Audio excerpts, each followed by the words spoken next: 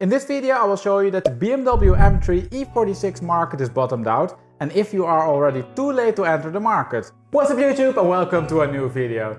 Now in the last 2 weeks we covered the Ferrari F12 market and the Aventador market. This week we will therefore focus on something slightly more affordable, the M3 E46. I was even surprised to find out how affordable these have become, as they already start at $13,000. The ones who were probably not surprised by this were Paul and Dan. They namely requested this video. Now if you also want to request a video, that's possible. Simply comment the name of the car for which you would like to see an analysis down below in the comment section. Once there are enough requests for a certain car, I will make a video about it. But don't forget then to smash the subscribe button and click the notification bell so you get actually notified when your requested analysis goes live. Now then, let's start to look at the BMW M3 market, and as always we are going to do this with a few simple steps. First, we have a look at the market and consider some general numbers. Second, we will have a look at the depreciation, such as the depreciation per year and per 1,000 miles driven. We will also look then what is driving the prices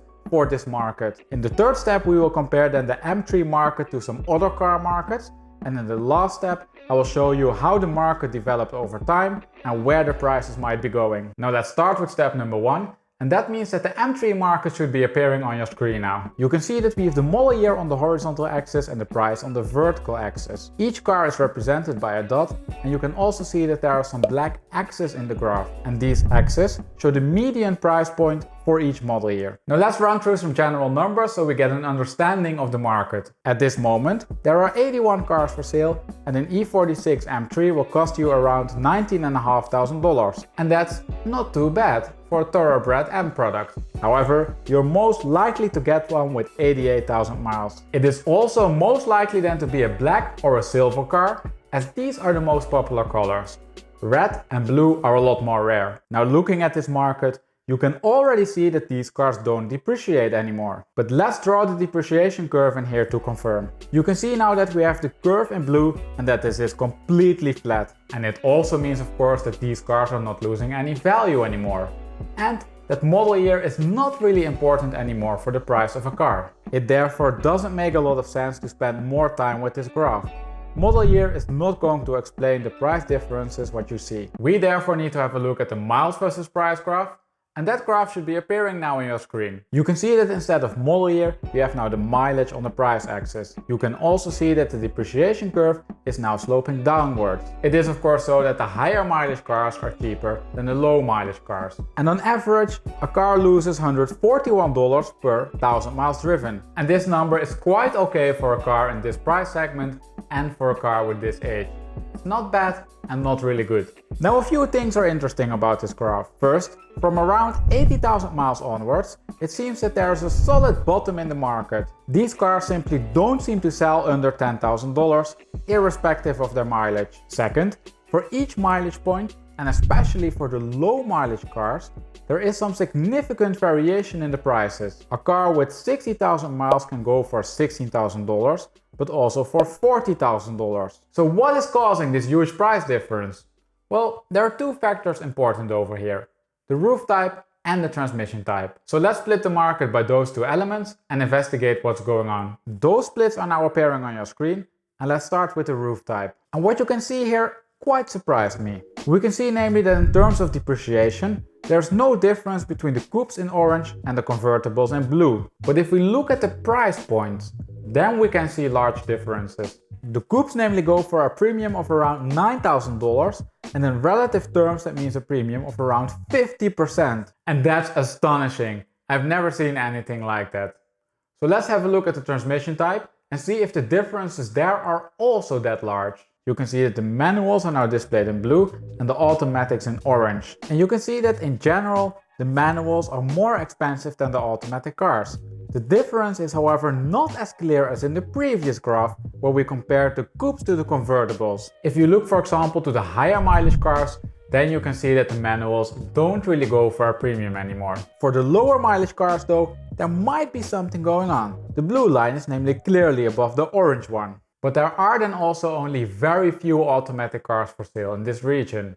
So it's not really helping us. Could it be then so that all these cars up here are coupes? After all, we saw that these go for a premium. Let's split the market now one more time between the manual coupes, the automatic coupes, the manual convertibles and the automatic convertibles. Now things would get a little bit messy if I would apply that split to the graph which we just saw. So that's why I'm going to show this split to you by using a 3D plot. You can see now that we have on this axis the car types, the manual coupes and convertibles and the automatic coupes and convertibles. Then we have the price over here and the mileage over here. If we first look at the price relationship, then we can see that it are indeed the manual coupes which are on average priced higher. We can see also though that there's a group of cars which is priced clearly higher than the rest. Now if we move down, then we can also see that the manual coupes and the automatic coupes tend to be priced the same and that automatic convertibles are clearly the cheapest. Now one of the big questions of course over here is, are these price differences here because the cars differ in transmission type and roof type?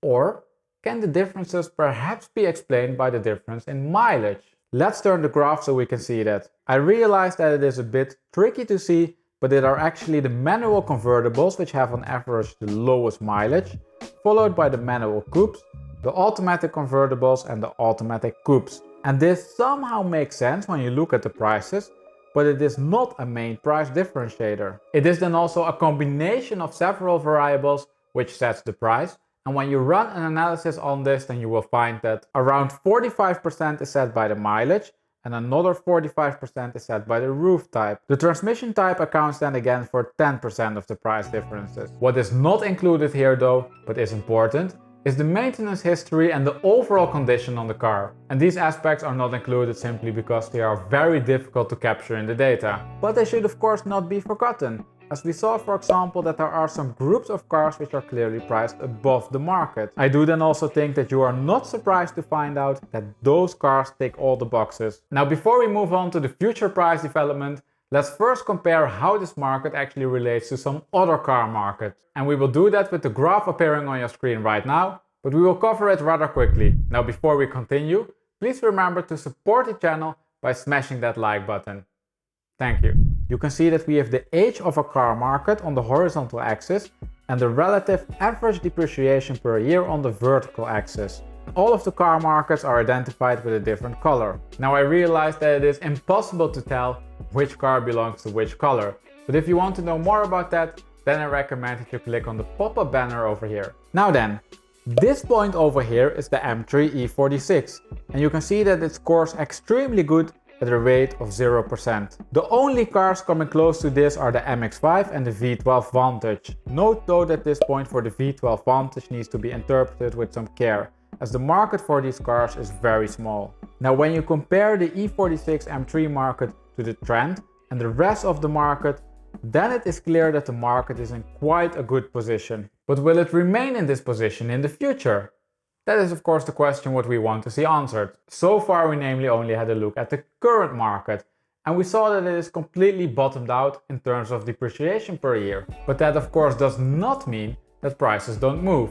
So let's see how they behaved historically and where they might be going in the future. And for this we are heading to Bring a Trailer and check out their auction results. You can see that we have now the time on the horizontal axis and the price on the vertical axis. So the graph shows the development over time. Now if we look at the data, then you can see that only from 2017 onwards there are a decent amount of data points. So let's only consider the market from that point onwards. And we can see a few interesting things. First, the price variation seems to gradually increase over time, and especially from around 2018 onwards, prices seem to creep up at the top end of the market. Now it is of course no surprise that it are mainly the low mileage manual coupes which are selling at this price point. We did then also see earlier in the video that these cars go for a premium. Now second, we can see that there is a clear bottom in the market. These cars simply don't sell under $10,000. And that is also in line with what we saw previously. Finally then, third, there seems to be a surge in the prices from March 2020 onwards. You can see that the bottom of the market seems to have increased at that point. However, we need to be a little bit careful with concluding that the prices are actually going up. It can also be the case that the market composition changed at that point. It could be, for example, so that over the last few months, more cars with a low mileage are offered for sale. However, since this is already going on for half a year now, I don't think that this is very likely. I do think then also that the prices are really moving up here. And on that note, let's wrap up this video and conclude. So, the M3 E46 market. The market clearly bottomed out, and based on the previous analysis, it also seems to be so that the prices slowly started to go up. So is it then already too late to enter the market?